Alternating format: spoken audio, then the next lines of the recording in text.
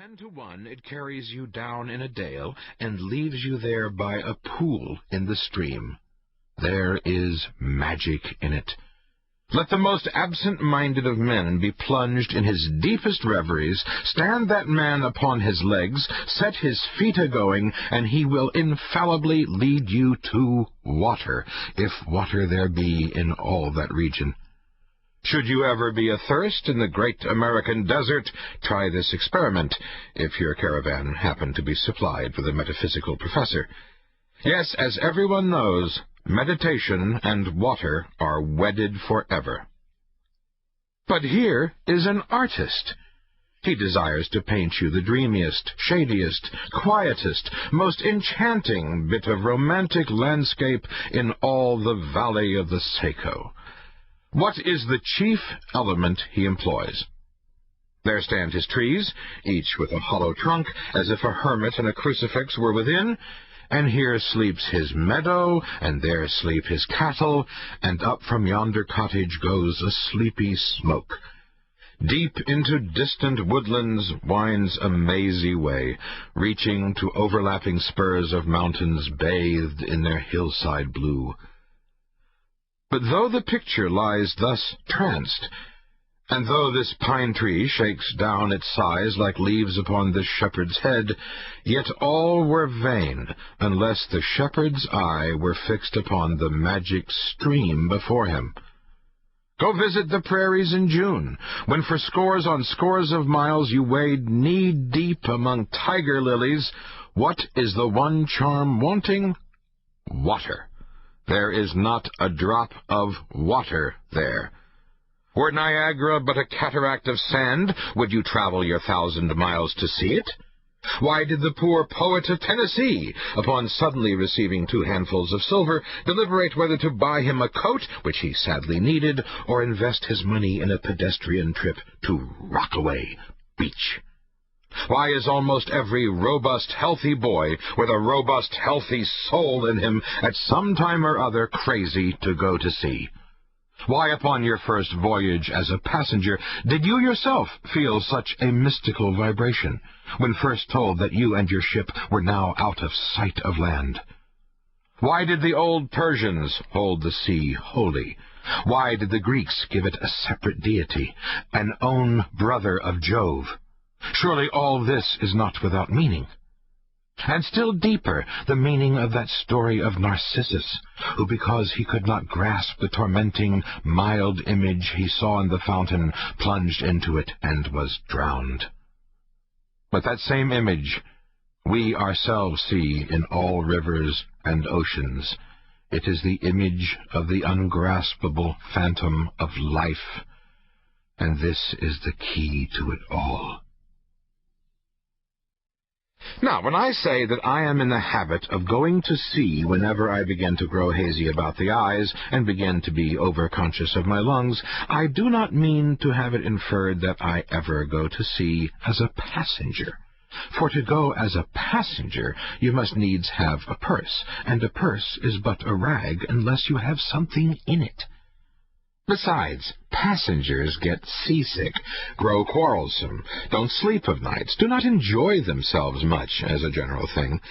No, I never go as a passenger, nor, though I am something of a salt, do I ever go to sea as a commodore, or a captain, or a cook. I abandon the glory and distinction of such offices to those who like them. For my part, I abominate all honorable, respectable toils, trials, and tribulations of every kind whatsoever. It is quite as much as I can do to take care of myself, without taking care of ships, barks, brigs, schooners, and what not. And as for going as cook, though I confess there is considerable glory in that, a cook being a sort of officer on shipboard, yet somehow I never fancied broiling fowls.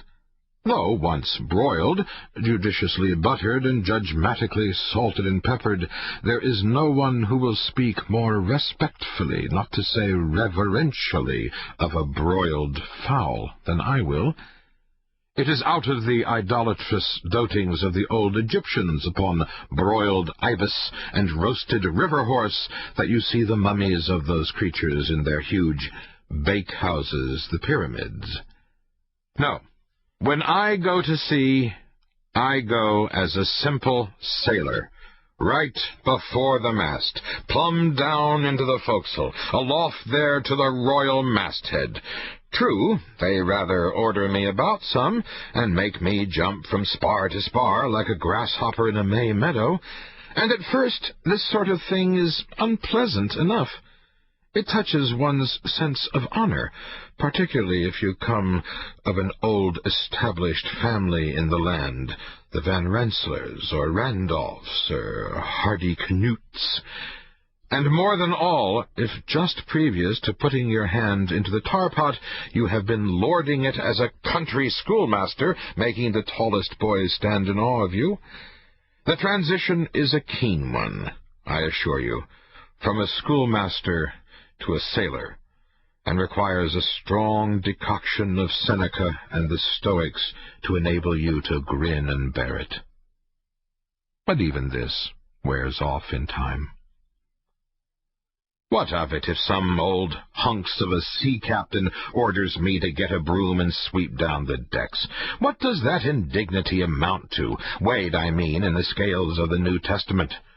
Do you think the Archangel Gabriel thinks anything the less of me because I promptly and respectfully obey that old hunks in that particular instance?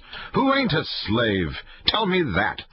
Well, then, however the old sea captains may order me about, however they may thump and punch me about, I have the satisfaction of knowing that it is all right, that everybody else is one way or other served in much the same way, either in a physical or metaphysical point of view, that is.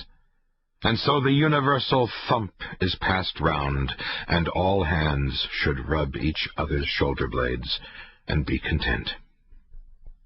Again, I always go to sea as a sailor because they make a point of paying me for my trouble, whereas they never pay passengers a single penny that I ever heard of. On the contrary, passengers themselves must pay. And there is all the difference in the world between paying and being paid. The act of paying is perhaps the most uncomfortable infliction that the two orchard thieves entailed upon us. But being paid, what will compare with it? The urbane activity with which a man receives money is really marvelous, considering that we so earnestly believe money to be the root of all earthly ills, and that on no account can a moneyed man enter heaven. Ah, how cheerfully we consign ourselves to perdition. Finally, I always go to sea as a sailor because of the wholesome exercise and pure air of the forecastle deck. For as in this world, headwinds are far more prevalent than winds from astern, that is, if you never violate the Pythagorean maxim. So, for the most part, the Commodore on the quarter-deck gets his atmosphere at second hand from the sailors on the forecastle. He thinks he breathes it first, but not so. In much the same way do the commonalty lead their leaders in many other things, at the same time that the leaders little suspect it. But wherefore it was that after having repeatedly smelt the sea as a merchant sailor, I should now take it into my head to go on a whaling voyage. This is the invisible police officer of the fates, who has the constant surveillance of me, and secretly dogs me, and influences me in some unaccountable way. He can better answer than anyone else. And doubtless my going on this whaling voyage formed part of the grand program of Providence that was drawn up a long time ago. It came in as a sort of brief interlude and solo between more extensive performances. I take it that this part of the bill must have run something like this: Grand contested election for the presidency of the United States. Whaling voyage by one Ishmael. Bloody battle in Afghanistan.